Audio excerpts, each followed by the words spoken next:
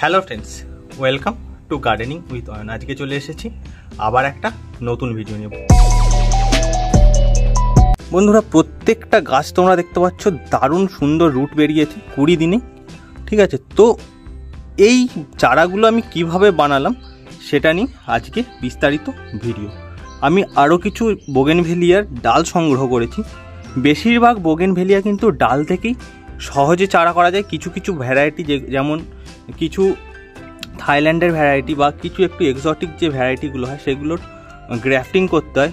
কিছু ক্ষেত্রে হয়তো জোর কলম করতে হয়, কিছু ক্ষেত্রে গুটি কলম করে গাছ করা যায়। কিন্তু সাধারণ যে বোগেনভেলিয়া সেগুলো কিন্তু এইভাবে ডাল থেকেই কিন্তু খুব সহজে চারা করা যায়। তো সেই পদ্ধতিটা নিয়ে আজকে আলোচনা করব।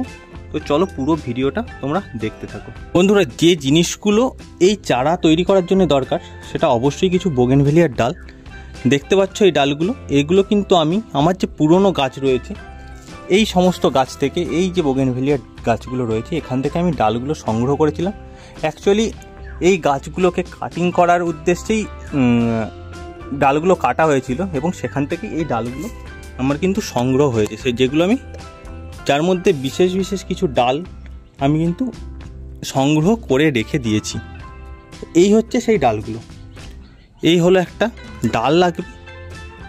তোমরা দ্রুত যাতে এর মধ্যে রুট বেরোয়, অর্থাৎ আমরা যেখানে লাগাবো আমরা কাটিং এট এই জিনিসটা বা যে কোনো রুট হরমোন বা রুটিং পাউডার যেটা হয় সেটা যদি আমরা সংগ্রহ করতে পারি খুব ভালো হয়। এটা যদি না থাকে তাহলেও কিন্তু কোনো সমস্যা নেই। বন্ধুরা, খুব সহজেই কিন্তু এই বোগেনভেলিয়ার যে ডাল সেটা থেকে আমরা চারা বানিয়ে নিতে পারি। ঠিক আছে,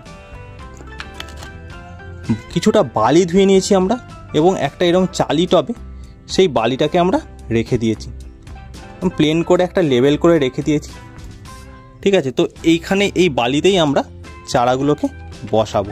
বন্ধুরা, এই যে ডালগুলো সেগুলোকে কাটিং করতে হবে। আমি যেমন একটা ডাল কাটিং করেছিলাম, আরও ডালগুলো কাটিং করবো। এই যে নট রয়েছে না, এই নট থেকে এইরকম করে কোনাচে করে 45 ডিগ্রি অ্যাঙ্গেলে কিন্তু কাটিং করতে হবে এবং এক্সট্রা পাতাগুলো সমস্ত ফেলে দিতে হবে। আমি একটা ডাল আমি কাটিং করে দেখাচ্ছি। এই ধরো একটা ডাল, ঠিক আছে, এই পাতাগুলো আছে, এই পাতাগুলোকে আমরা প্রথমে ছিঁড়ে দেব বা ফেলে দেব। যদি তোমাদের ফাঙ্গিসাইড দিতে চাও, দেওয়ার লাগে না, যদি দিতে চাও সেক্ষেত্রেও কিন্তু তোমরা দিতে পারো। এই যে ডাল রয়েছে এই ডালটাকে আমরা কাটিং করব 40 এইভাবে, আর এর তেরাচেভাবে আমরা কিন্তু কাটিং করে নেব এই ডালগুলোকে।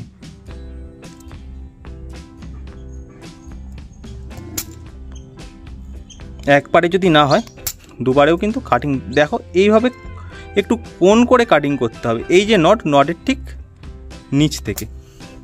ঠিক আছে, এইভাবে প্রত্যেকটা ডাল আমরা কাটিং করে নেব এবং যে জিনিসটা মাথায় রাখতে হবে ডালটা যেন উল্টো দিকে না বসে যায়, সেই জিনিসটা তোমরা মাথায় অবশ্যই রাখবে।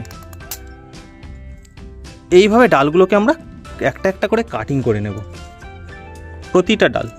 এই গাছগুলো বেসিক্যালি আমি তৈরি করছি কিছু ভালো ভ্যারাইটির ডাল নিয়ে এসে এটাকে রুট স্টক হিসাবে ব্যবহার করার জন্য এবং সেটা এই ডালের সঙ্গে গ্রাফট করার জন্য। এইভাবে কিন্তু কাটিং করে নিতে হবে। যতটা সারফেস পাবে, অর্থাৎ যতটা জায়গা থেকে যে বালিতে যে জল থাকবে সেই বালির জলটা যতটা চওড়া এলাকা থেকে এরা টানতে পারবে ততটা কিন্তু রুট বাউন্ডটা ভালো হবে। এই দুটো একটা যদি পাতা থাকে তাহলেও কোনো সমস্যা নেই।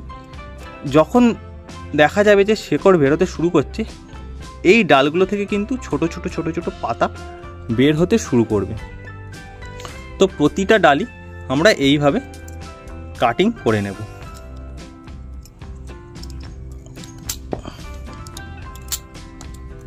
এই যে পাতাগুলো রয়েছে এক্সট্রা পাতাগুলো ছিঁড়ে দিচ্ছি এই কারণে যাতে অতিরিক্ত এনার্জি পাতার মাধ্যমে না বেরিয়ে যায়। ছোট যদি কিছু গ্রোথ থাকে, যেমন এই পাতাগুলো দেখাচ্ছি, এই যে পাতাগুলো রয়েছে এই গোড়ায় দেখো ছোট ছোট ছোট ছোট কিন্তু ডাল বেরিয়েছে। এই পাতাগুলোকে আমরা ফেলবো না, আমরা জাস্ট বড় পাতাগুলোকে ফেলে দেব। তো বন্ধুরা, দেখতে পাচ্ছ এই হচ্ছে আমার সমস্ত ডালগুলো।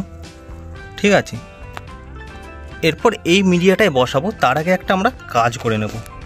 আমরা কিছুটা রুট পাউডার এটা থেকে বের করে নেব। বন্ধুরা, এই যে কাটিং এড আছে না, এটা কয়েক চামচ দিয়ে এটায় কয়েক ফোঁটা একদম সামান্য করে জল দিয়ে একটা এরকম পেস্ট বানিয়ে নিতে হবে, একটু গাঢ় টাইপের যাতে পেস্টটা হয়। এবং এই যে রুটগুলো আছে যেদিকটা আমরা কাট করলাম, অর্থাৎ এই যে 45 ডিগ্রি অ্যাঙ্গেলে কাট করলাম, এই অংশটা এটার মধ্যে এইভাবে ডিপ করতে হবে, যেভাবে আমরা পকোড়া স্পেসিক্যালি পকোড়া সসে ডোবাই সেরকম করে এই জিনিসটাকে ডিপ করতে হবে, যাতে দেখতে হবে এই অংশে পুরো রুট পাউডারটা লেগে গেছে। ঠিক আছে, এরপর এরকম করে ছোট ছোট ছিদ্র করব কয়েকটা, যতগুলো ডাল আছে। ঠিক আছে, এইভাবে ছিদ্র করে নেবো বালিতে এবং সাবধানে এই গাছগুলোকে এর মধ্যে বসিয়ে দেব।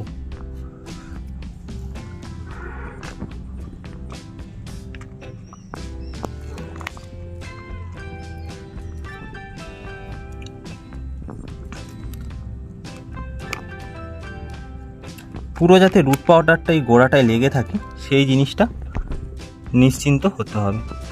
এইভাবে রুট পাউডারে লাগিয়ে এইভাবে ডালগুলোকে আমরা বসিয়ে গোড়াটাকে হালকা করে চেপে দেব।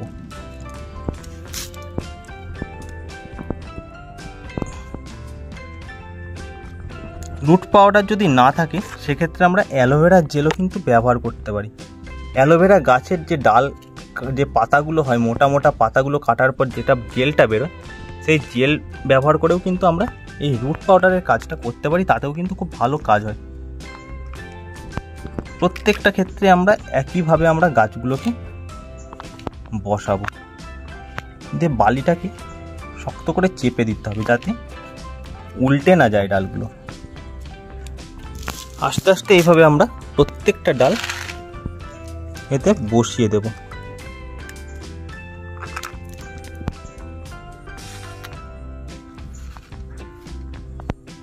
দিলে কিন্তু আমাদের অলরেডি 90% কাজ হয়ে গেছে।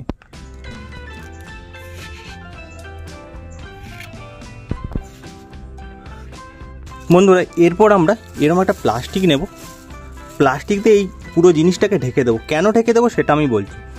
বন্ধুরা, এই যে ডালগুলো আছে না, এই ডালে আমরা বেসিক্যালি একটা ময়েশ্চার লক করব, একটা এনভায়রনমেন্ট দেবো, যাতে এই যে ডালের মধ্যে যে জল বা জলীয় অংশ আছে সেটা যেন বেরিয়ে না যায়। যদি বেরিয়ে যায় সেক্ষেত্রে কী হবে, ডালটা শুকিয়ে যাবে, সেক্ষেত্রে নতুন রুট বেরোতে বা নতুন ডালপালা বা পাতা বেরোতে অনেকটা সমস্যা হবে। যার জন্য আমরা এইভাবে একটা প্লাস্টিক দিয়ে এটাকে ঢেকে দেব।